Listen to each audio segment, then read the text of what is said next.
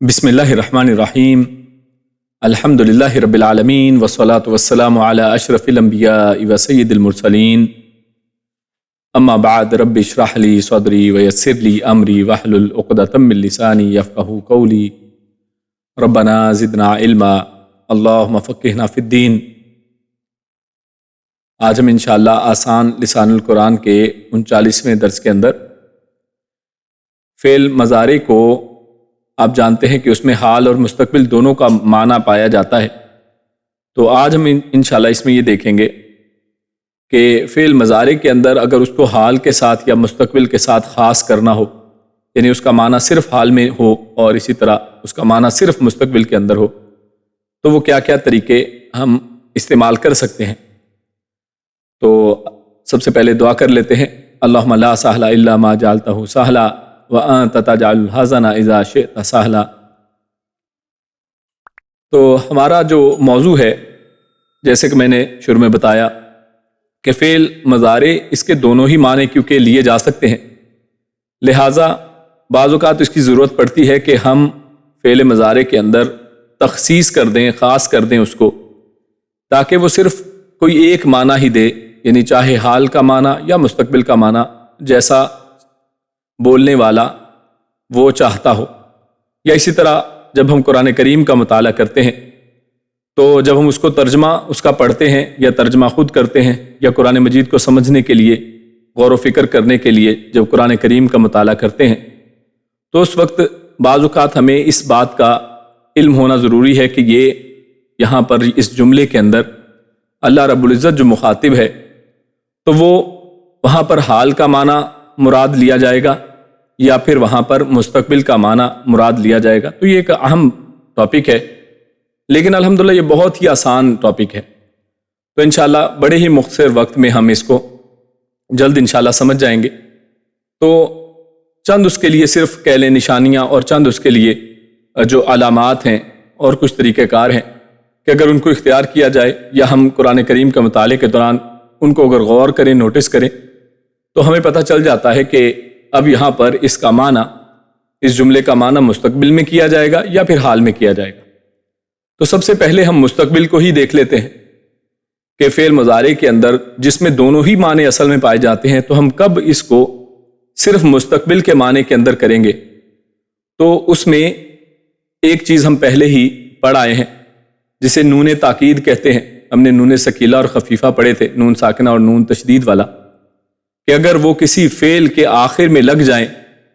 تو اس وقت جب ہم ترجمہ اس کا کرتے ہیں تو اس کا معنی ایسے جملے کا وہ ہم لازماً مستقبل ہی کے اندر کرتے ہیں، پھر ہم حال میں اس کا ترجمہ نہیں کرتے ہیں۔ تو لہٰذا یہ وہ پہلی چیز ہے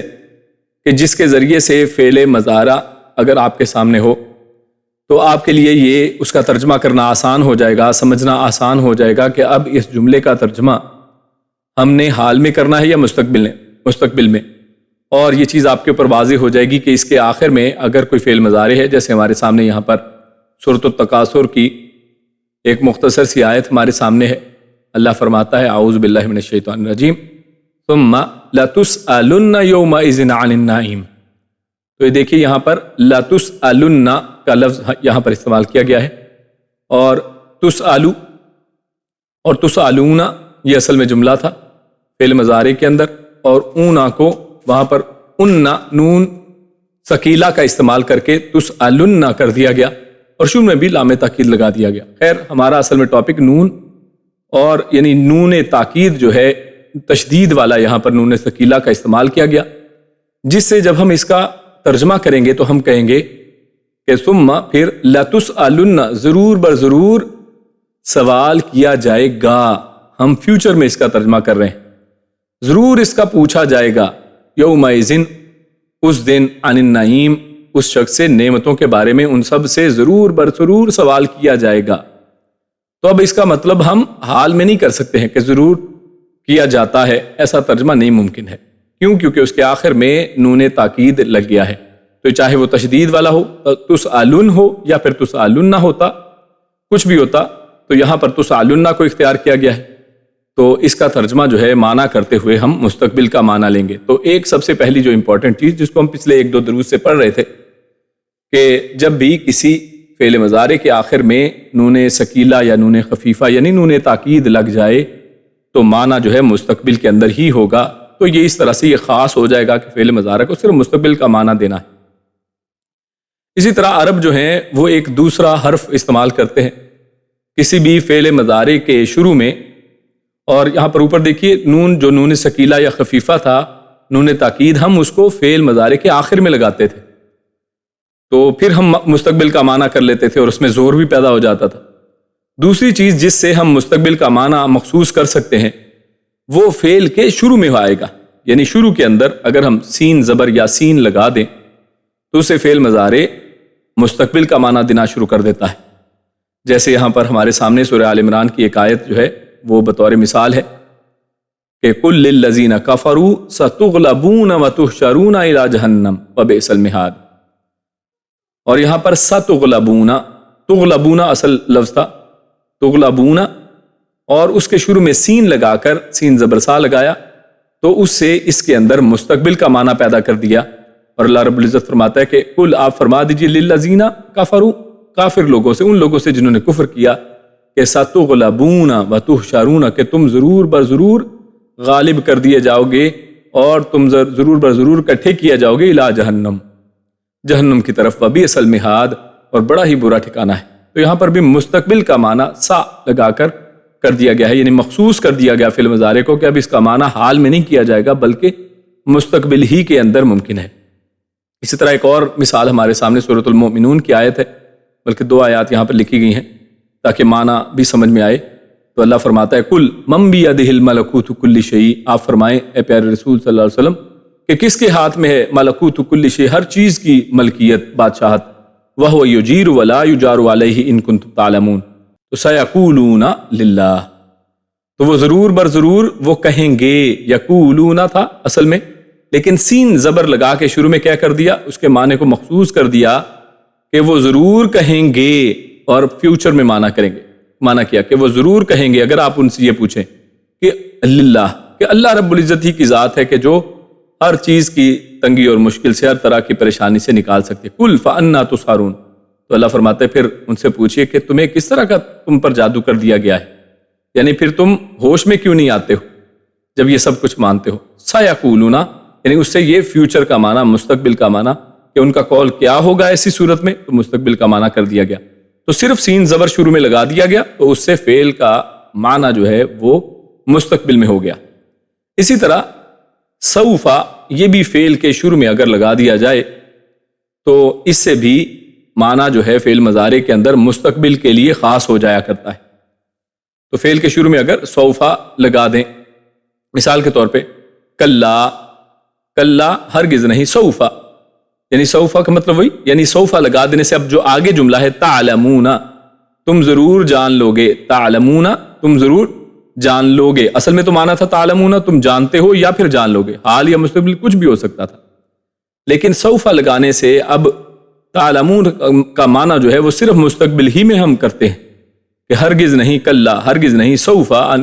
تعلمون تم ضرور جان لوگے. اور بعض اوقات اس کے ساتھ ان قریب کا بھی معنی ہم لگا دیتے ہیں کہ جلد ہی تم سب جان لوگے لیکن مستقبل ہی کے اندر معنی کیا جاتا ہے. ثم کلا سوف تعلمون پھر ہرگز نہیں تم ان قریب جان لوگے. اور اللہ رب العزت سورۃ التکاثر کے اندر یہ جو ہماری اس دنیا کے اندر جو ہم جمع کے اندر لگے ہوئے ہیں تو اس حوالے سے کہ ہماری پرائرٹیز کیا ہونی چاہیے اور یہ جو دنیا ہی کمانے کے اندر انسان مصروف ہے اس حوالے سے پرائرٹیز کو یہاں پر بتایا ہے کہ تم اس دن قیامت کے حوالے سے تم ضرور جان لوگے اس جہنم کے بارے میں ضرور جان لوگے بلکہ اس کو عین الیقین سے جان لوگے. اور پھر آخر میں جیسے شروع میں ہم نے آیت پڑھی ثم لتسألن یومئذ عن النعیم یہ آخری آیت ہے کہ پھر تم سے اس دن نعمتوں کے بارے میں پوچھا جائے گا. اس دنیا کے اندر جو کچھ بھی کیا ہے اس کا سوال ہوگا. تو خیر سوفا کے لگنے سے تعلمون کا جو معنی ہے وہ مستقبل کے ساتھ خاص ہو گیا ہے. اور اسی طرح ایک اور ایگزامپل ہم لیتے ہیں لکلی نبأ مستقر کہ ہر جو خبر ہے اللہ رب العزت نے اس کا ایک وقت مقرر کر رکھا ہے. یعنی بے شمار آج دیکھیں نا قرآن کریم میں اللہ رب العزت نے بے شمار ایسی نشانیاں قیامت کے بارے میں دجال کا آنا ہے یاجوج ماجوج کا نکلنا ہے ان چیزوں کے بارے میں فرمایا ہے. لیکن کتنے ہی لوگ ہیں کہ جو اس کا انکار کیے بیٹھے ہیں وہ کہتے ہیں کہ جناب کب آئی اللہ رب العزت کہتے ہیں آئے گی اتنے 100 سال گزر گئے ہیں، کب آئے گی؟ تو اس لیے اس کا معنی وہ جو ہے وہ اس کے معنی کے اندر اپنے معنی بیان کرنے کی کوشش کرتے ہیں کہ جناب دجال سے مراد کوئی نظام ہے، یہ کوئی شخص نہیں ہے، وغیرہ وغیرہ۔ اس طرح یاجوج ماجوج کا انکار کر دیتے ہیں، دجال کا انکار کر دیتے ہیں، اور اس طرح کی بہت سی چیزوں کا، عیسیٰ ابن مریم کے دوبارہ نازل ہونے کا انکار کر دیتے ہیں۔ تو اللہ فرماتے ہیں لِكُلِّ نَبَإٍ مُسْتَقَرٌ، ہر جو خبر ہے اس کا ایک وقت مقرر ہے، اس نے اپنے وقت پر ہی آنا ہے۔ اور آگے فرمایا وَسَوْفَ تَعْلَمُونَ، کہ اور تم ضرور تعلمون، تم جان لو گے، یعنی جب وہ آئے گی تو پھر تمہیں پتہ چل جائے گا۔ تو یہاں پر بھی سوفا لگا کے جو تعلمون کا معنی ہے کہ تم جانتے ہو یا جانو گے کے معنی کو حال سے نکال کر مستقبل کے ساتھ خاص کر دیا گیا ہے۔ تو لہٰذا ہم نے دیکھا کہ نون ساکنہ یعنی اور نون مشدد یعنی نون ثقیلہ اور خفیفہ یعنی نون تاکید کے استعمال سے، اسی طرح سین زبر لگانے سے کسی فعل کے شروع میں، یا پھر سوفا لگانے سے فعل مضارع کے معنی کو مستقبل کا معنی دیا جا سکتا ہے۔ اب آخر میں ہم دیکھتے ہیں کہ فعل مضارع کے معنی کو اگر حال کے ساتھ خاص کرنا ہو تو کیا ہوتا ہے۔ عموماً اس کا استعمال عربی زبان میں بہت ہی کم ہے، لیکن اگر عرب نے کرنا ہو تو اس طرح سے کرتے ہیں کہ اس کے شروع میں لام زبر لگا دیتے ہیں۔ اور یہ بھی یاد رہے کہ یہ لام زبر جو ہے یہ لام تاکید نہیں ہے، یہ صرف فعل کے معنی کو حال کا معنی پہنانے کے لیے، حال کے اندر اس کو مخصوص کرنے کے لیے یہ استعمال کیا جاتا ہے، تو یہ وہ تاکید والا نہیں ہے۔ آپ اوپر دیکھیے، غور کریں کہ یہاں پر جو لام شروع میں لگا ہوا ہے یہ لام تاکید ہے۔ کیوں؟ اس کے ساتھ نون تشدید یعنی تاکید والا نون تاکید بھی ہے، تو نون تاکید کے ساتھ شروع میں وہ لام لگا ہوگا تو وہ لام تاکید ہے فعل مضارع کے اندر۔ لیکن اگر اکیلا لام زبر لگا ہے تو عموماً وہ اصل میں حال کا معنی پہنانے کے لیے ہوا کرتا ہے۔ خیر اس کا استعمال بہت کم ہے، لیکن کیونکہ استعمال ہے یعنی رولز اس طرح سے ہیں تو آپ کے سامنے پیش کر دیا گیا ہے، لہٰذا اس کو اگر شروع میں لگا دیا جائے، لَتَعْلَمُونَ کر دیا جائے، تو اس سے بھی معنی جو ہے وہ حال کے اندر رہے گا، یعنی تم جانتے ہو۔ تعلمون کا ورنہ مطلب کیا تھا کہ تم جانتے ہو یا پھر جانو گے، حال بھی کیا جا سکتا تھا، مستقبل بھی کیا جا سکتا تھا، لیکن اب لام زبر لگانے سے اب معنی جو ہے مخصوص ہو گیا ہے، اب معنی صرف حال ہی کے اندر کیا جائے گا۔ لَتَعْلَمُونَ، تم سب جانتے ہو۔ اب جانو گے کا معنی جو ہے وہ ہم نہیں کریں گے، اور یہ اس لام زبر کے لگنے سے ہوگا۔ تو لہٰذا یہ چند صرف چیزیں تھیں، بہت ہی چند ہیں، ان کو نوٹ کر لیں آپ، تو یہ بہت ہی کام کی ہیں۔ جب قرآن کریم کو آپ پڑھیں تو پڑھنے میں اگر کسی بھی فعل مضارع کے آخر میں آپ کو نون تاکید ملتا ہے یا پھر شروع میں سین زبر ملتا ہے یا اسی طرح صوفہ ملتا ہے تو پھر آپ معنی کو مستقبل کے ساتھ خاص کر دیں گے، اور اگر کسی فعل مضارع کے شروع میں لام زبر ملتا ہے اور آخر میں اس کے اندر نون تاکید نہیں ہے تو اس کا مطلب ہے کہ یہ پھر لام تاکید والا نہیں ہے، بلکہ یہ لام فعل کو حال کا معنی پہنانے کے لیے، حال کے اندر مخصوص کرنے کے لیے لایا گیا ہے۔ تو اس انداز میں ہم فعل کے اندر یا عربی زبان کے اندر مضارع کے استعمال کے دوران کسی بھی زمانے کا تعین کر سکتے ہیں کہ یہ حال ہے یا پھر مستقبل ہے۔ تو اسی پر اپنے اس درس کو ختم کرتے ہیں۔ اللہ رب العزت سے دعا ہے کہ ہم نے جو یہاں پر سیکھا ہے اللہ رب العزت اس کو عملی طور پر استعمال میں لانے، قرآن مجید کو سمجھنے میں آسانی کے لیے اللہ رب العزت اس کی توفیق دے کہ ہم اس کو استعمال کر سکیں، اور اللہ رب العزت اس قرآن کے فہم کو ہماری آخرت کی نجات کا ذریعہ بنائے۔ جزاک اللہ خیر و بارک اللہ فیکم۔ السلام علیکم ورحمۃ اللہ وبرکاتہ۔